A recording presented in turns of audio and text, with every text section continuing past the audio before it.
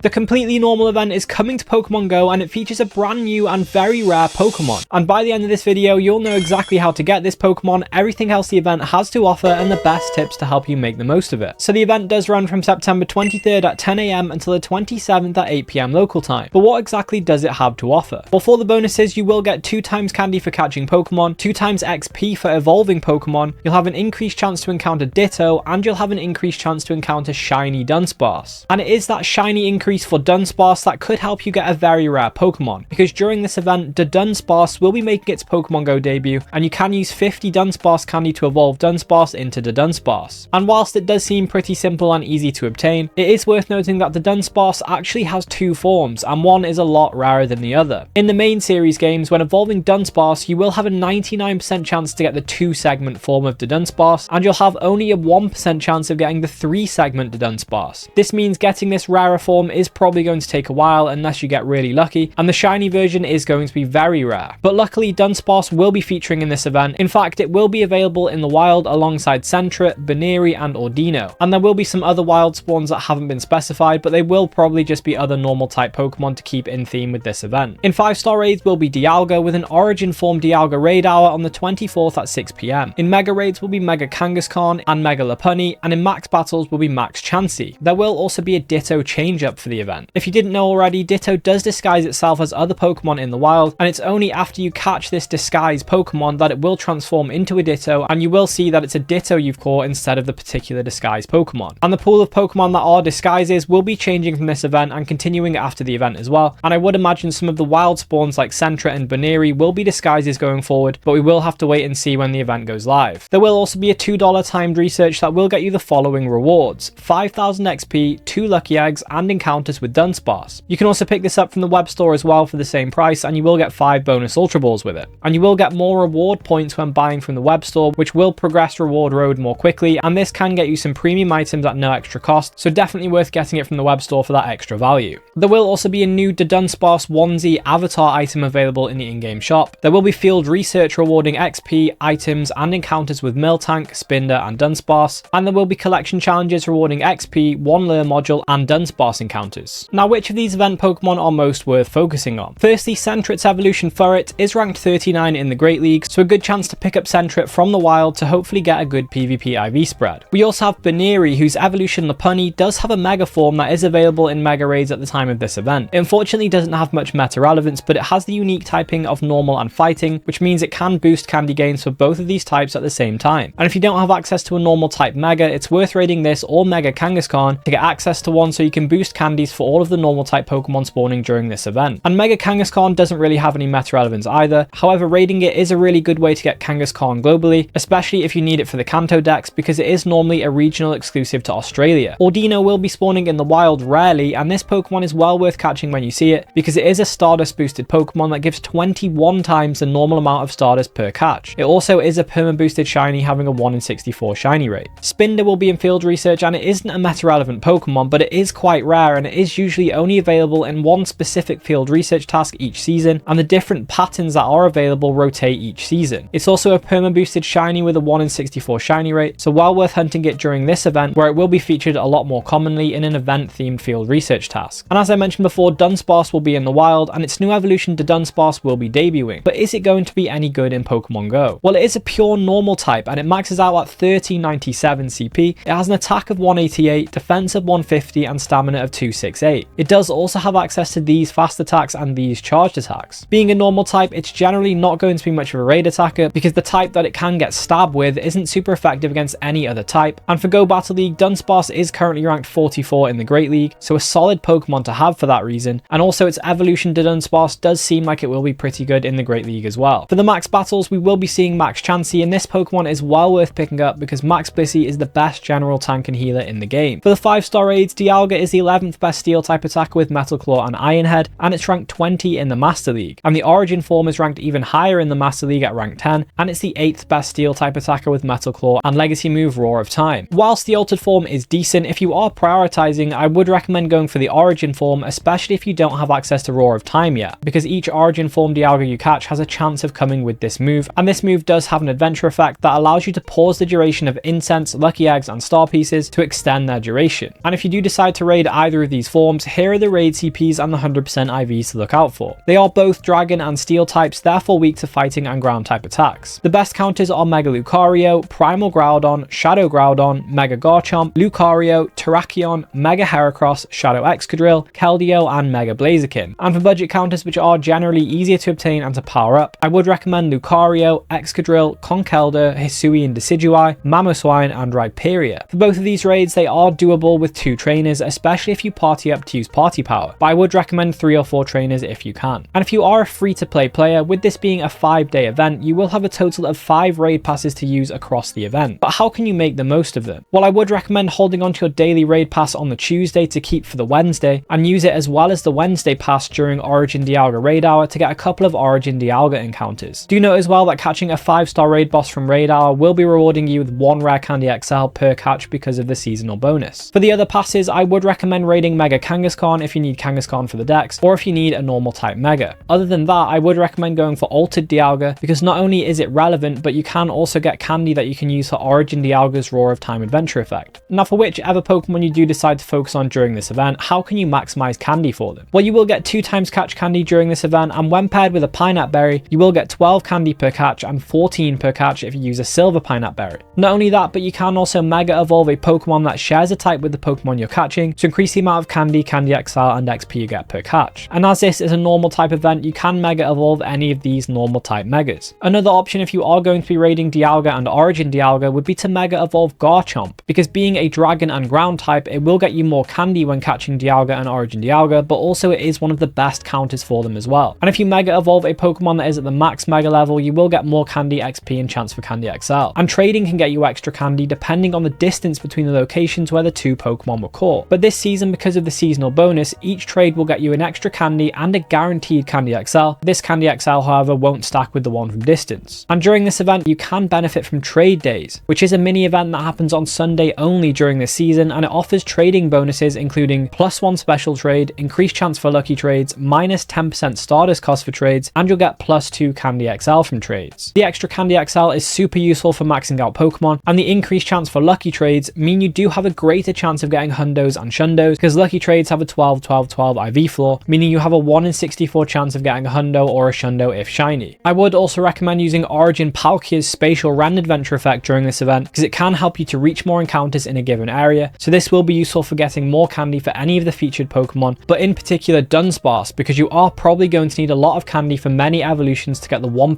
3-segment form of DUDUNSPARCE. Now there aren't any Stardust bonuses for this event, but I would recommend catching all of the Ordino you see because it is a Stardust boosted Pokemon. However, there are quite a few ways you can get a lot of XP. Firstly, this event does come with a 2x evolution XP bonus, so it's a good time to evolve any Pokemon you've been waiting to with a lucky egg active, especially Pokemon you haven't evolved before, because you do get extra XP for the new Pokemon. Also Pokemon that have low candy cost for evolution, and any Pokemon that you can mirror trade to reduce the candy evolution cost to 0. Not only that, but due to the overlapping XP celebration event, you will get 2x catch XP for nice, great, and excellent throws, which means with a lucky egg active and an excellent throw, you can get over 4,000 XP per catch. And the XP celebration event does also provide an additional 3,000 XP when completing raids and max battles. So from 5-star Dialga and Origin Dialga raids, and from the Mega raids, you will get 13k XP per raid. This will be 26k XP with a lucky egg active, so raiding during raid hour where there are a lot of raids will be useful because you can complete more raids within the time limit of a lucky egg. Do note as well, we also have Mega Camerupt raid day coming up the day after the completely normal event finishes on the 28th, where you will get 5 free raid passes to do those raids, so this will be a good opportunity to farm some XP as well. And the extra XP for max battles is also useful because 1-star max battles will get you 8,000 XP, and 3-star max battles will be giving you 10.5k XP. And there is also another way of getting a lot of XP during this event and the month as a whole, and that is through the Go Pass. You see, getting to tier 25 of the free or the deluxe Go Pass will get you these bonuses, which will allow you to progress friendship with more friends at the same time, and friendship is a great way to earn XP because you will get 100k XP for getting to best friends. And this season, because of the seasonal bonus, you will get 150k XP per best friend, and with a lucky egg that's 300k XP. I would also recommend trying to sync up a few of these friendship level increases, ultra friends and best friends in particular, during the duration of one lucky egg. And if you did find this video helpful, then I recommend checking out this video on the screen next, and I'll catch you in the next one.